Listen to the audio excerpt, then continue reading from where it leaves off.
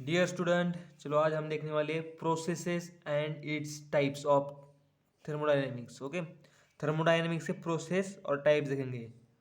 Thermodynamics thermodynamics process and it's type. Okay, thermodynamics process and its types. Okay, तो देखेंगे कौन कौन सी process होती है। पहली प्रोसेस है आइसोथर्मल प्रोसेस। Isothermal process. बाद में है आइसोबारिक प्रोसेस। Isobaric process. बाद में आइसोकोरिक स्पेसेस। Isochoric process. और बाद में एडियाबैटिक प्रोसेस। Adiabatic process. और बाद में है रिवर्सिबल प्रोसेस। Reversible process. चलो हम इन चार और एक पांच रिवर्सिबल प्रोसेस इनकी स्टडी करेंगे। ओके, तो फर्स्टली क्या है आइसोथर्मल प्रोसेस। क्या? Isothermal process. Isothermal process. अब नाम में ही पता है, नाम में क्या दिया है? थर्मल। थर्मल मीन्स क्या? Temperature and internal energy. क्या? थर्मल मीन्स क्या? Temperature and internal energy. Iso means क्या है? कांस्टेंट। आइसो मतलब क्या? कांस्टेंट। आइसो मतलब कांस्टेंट। द रिएक्शन और द प्रोसेस। क्या इसकी डेफिनेशन होगी? द रिएक्शन और प्रोसेस। रिएक्शन और process that there is no change in there is no change in temperature and internal energy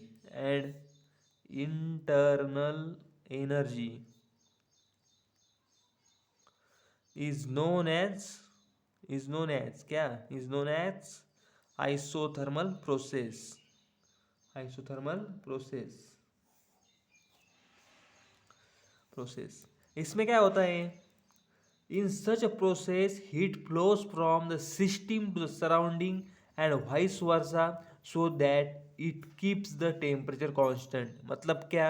heat जो ट्रांसफर होती है टेम्परेचर से सराउंडिंग तक, वो क्या है? कांस्टेंट है, उसमें कोई चेंज नहीं है। टेम्परेचर है, हीट कांस्टेंट होगी क्या? एब्सोल्युटली टेम्परेचर भी क्या होगा? कांस्टेंट रहेगा। तो आइसोथर्मल प्रोसेस मीन्स क्या? Iso with constant, thermal means temperature and internal energy and process.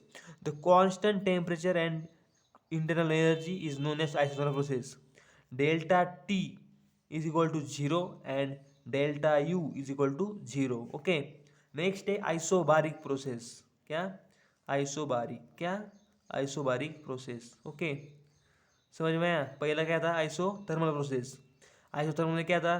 The reactions और process that this there is no change in temperature and internal energy is known as isothermal process. Okay, बाद में है isobaric process. क्या?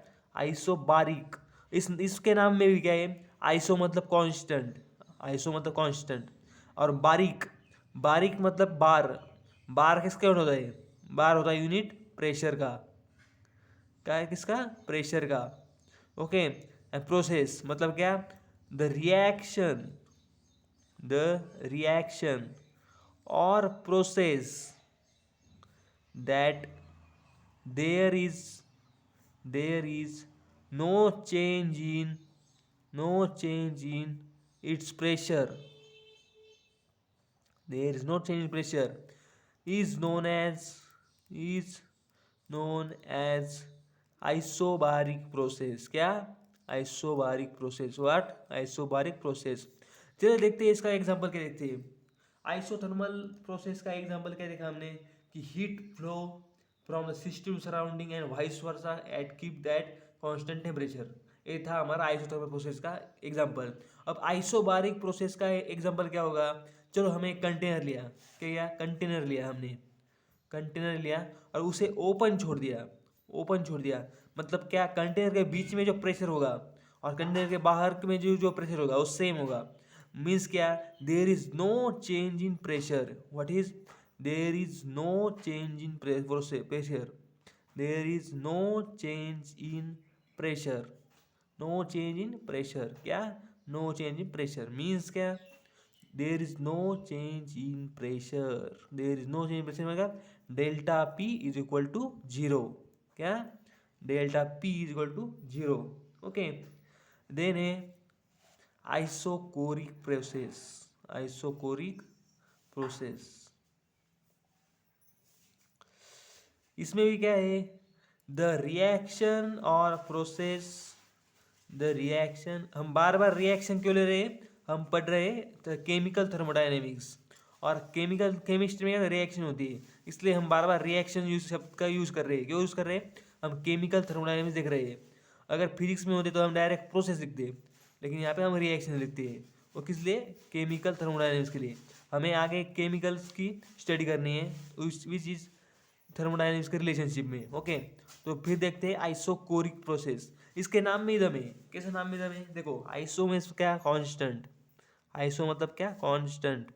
और कोरिक, कोर मतलब क्या, कोर, कोर मतलब कोर, चंद्राची कोर।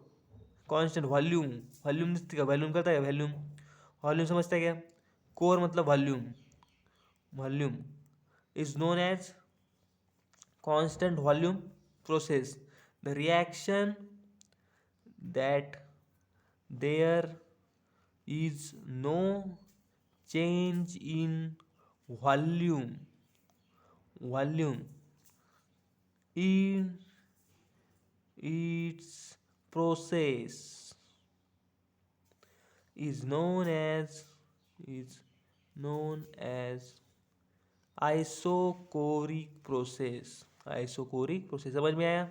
फर्स्ट हमने क्या देखा था, आइसोथर्मल देखा था। आइसोथर्मल क्या देखा था, temperature internal energy constant. Next देखा था आइसोबारिक प्रोसेस, इसमें क्या देखा था हमने, delta P zero. Then isochoric देखा, आइसोकोरिक क्या है, कांस्टेंट वॉल्यूम मतलब क्या, delta V is equal to zero. इसका एग्जांपल क्या आएगा, जैसा हमने आइसोबारिक प्रोसेस में एग्जांपल देखा था कि एक कंटेनर लिया, उसे ओपन रख दिया तो उसका इंटरनल प्रेशर और बाहर का प्रेशर सेम होगा। वैसे ही हम अब क्लोज कंटेनर लेंगे, क्या लेंगे, क्लोज कंटेनर। क्लोज कंटेनर में पानी लेंगे, लिक्विड लेंगे, कुछ भी लेंगे, तो क्या होगा, उसका वॉल्यूम कांस्टेंट रहेगा, वो इवेपोरेट नहीं होगा, कुछ नहीं होगा। बाहर का टेम्परेचर अलग हो या अंदर का टेम्परेचर अलग हो, कुछ फर्क नहीं पड़ेगा, वो सिर्फ क्या होगा, उसका वॉल्यूम कांस्टेंट रहेगा। तो इसका क्या कांस्टेंट है, द क्लोज कंटेनर। ये एग्जांपल है किसका, आइसोकोरिक प्रोसेस का, द क्लोज कंटेनर। ओके, समझ में आया, समझ में आ गया। ओके, इजी है, समझ में आना चाहिए। बाद में आइडियाबैटिक प्रोसेस, बाद में क्या है, आइडियाबैटिक प्रोसेस।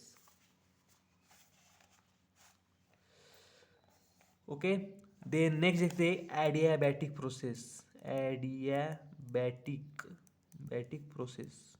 इसके भी नाम में दम है।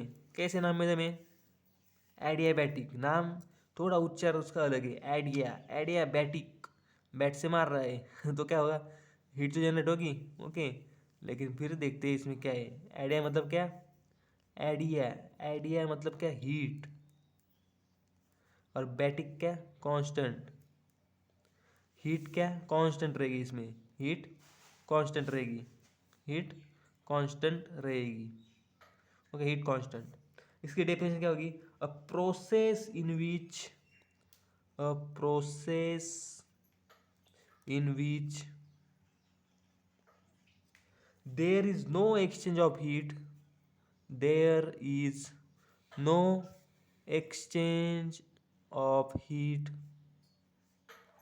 is known as, is known as adiabatic process, adiabatic process। क्या है इसमें, तो देखते हैं फिर से, a process in which there is no exchange of heat is known as adiabatic process. Okay, simply. Okay, therefore Q is equal to zero, Q मतलब क्या, heat. Okay, in adiabatic process the system is completely insulated from the surrounding. हमने types of system में देखा था, close system, open system, isolated system.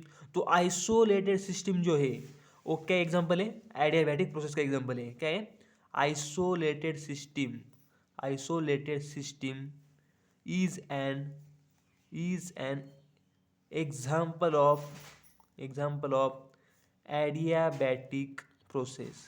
Adiabatic process. Okay, okay, समझ में आया क्या। आइसोलेटेड सिस्टम क्या है, एग्जाम्पल है किससे, ये टोटली बना होता है इंसुलेटर से। आइसोलेटेड सिस्टम में थर्मस देखा है, थर्मस कैसा होता है, इंसुलेटर होता है। There is no change of heat from surrounding to system. There is no change of heat from surrounding to system. ये क्या है, आइसोलेटेड सिस्टम की तरह है। इंसुलेटर यूज किया जाता है, जो वाल होती है थर्मस की, हो गया है इंसुलेटर से बनी होती है। इसलिए क्या है, अंदर जो हमने जो जिस कंडीशन में छोड़ा है, या गर्म हो या ठंडा हो, वैसा ही खाना रहता है, वैसा ही अगर हम चाय लेते थर्मस में वैसा ही रहता है जैसे का पहले टेम्परेचर था। क्यों रहता है, क्योंकि वो एडियाबैटिक प्रोसेस है। There is no change in pro heat energy from surrounding to system and it is made of insulator which is example of isolated system. Okay, क्या आइसोलेटेड सिस्टम का एग्जाम्पल है। ओके, ओके, अब देखते हैं for an exothermic process. किसके लिए, exothermic process के लिए। For an exothermic process the heat release which rises temperature of the system. क्या, हीट रिलीज।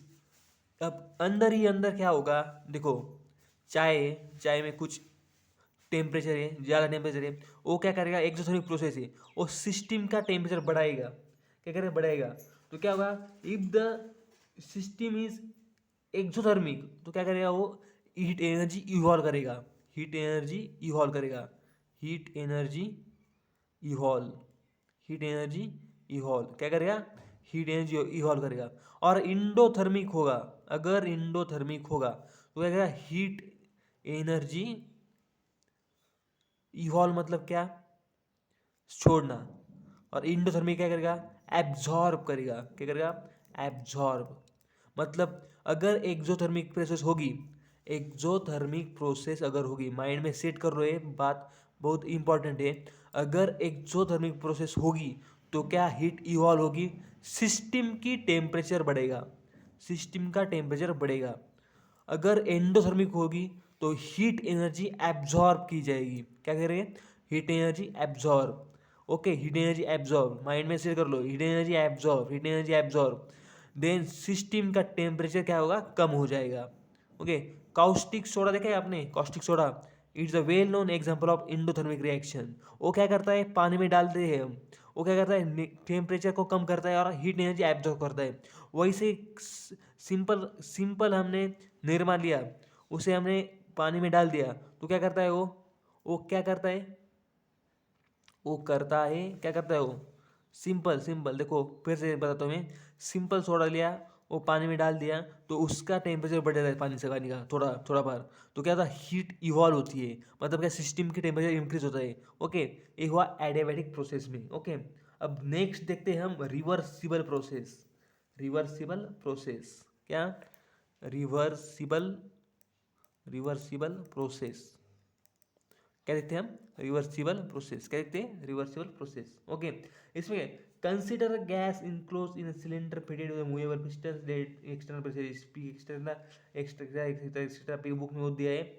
सिंपली ध्यान मेरे को क्या करने का, रिवर्सिबल प्रोसेस मतलब क्या, अगर कुछ वर्क डन हुआ है तो कुछ एनर्जी से वर्क डन हुआ है, कोई एनर्जी से वर्क डन हुआ है, वर्क डन हुआ है, और वो एक्स पोजीशन में चला गया, जीरो से एक्स पोजीशन में चला गया, जीरो से एक्स पोजीशन में चला गया।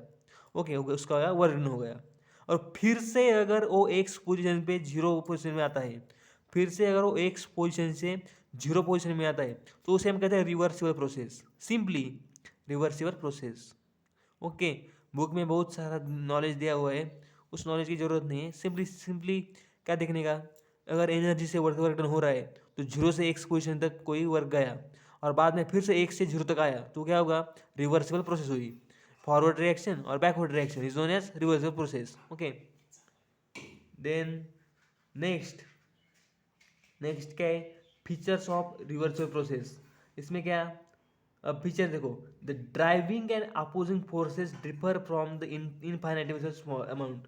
इनफाइनाइटेसिमल म्हणजे क्या है, इनफाइनाइटेसिमल म्हणजे व्हेरी व्हेरी स्मॉल. क्या, driving and opposing forces. Driving force कब होता है, जब वो जीरो पोजीशन से एक्स पोजीशन पे जाता है तो होता है driving force. Okay, driving force.